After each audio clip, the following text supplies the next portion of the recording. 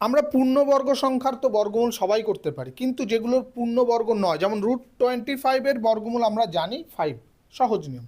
কিন্তু √26 বর্গমূল কত হবে, √28 বর্গমূল কত হবে, এই জিনিসগুলো যদি করতে চাই তাহলে কিন্তু আমাদের মানে ক্যালকুলেটর বা অন্য প্রসেস ভাগ করতে করতে বর্গমূল অনেক সময় লেগে যাবে। আমি আজকে একটা এমন ট্রিক্স দেখাবো তোমাদের, খুব সহজে হয়ে যাবে। সবচেয়ে প্রথমে এই যে 26 আছে, এর আশেপাশের পূর্ণবর্গ সংখ্যা কত, সবচেয়ে আগে জানি আমরা 25, তাহলে এটাকে আমরা ভাগ করে নেব 25 + 1। ওকে, তাহলে আমরা এই 25 বর্গমূল কত জানি, 5, ঠিক।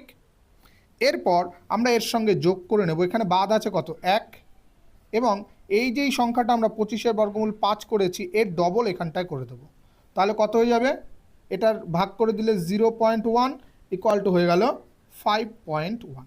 একই রকমভাবে 28-এরটা যদি করি আমরা, একই রকম আমরা 25 + 3 করে নেব, তাহলে +3 করলে এখানটায় 5 হয়ে যাবে, +3 / 10, 5-এর ডবল, তাহলে এখানটা করলে কত হবে, এটাকে ভাগ করলে 0.3, তার মানে এর অ্যান্সার হলো 5.3।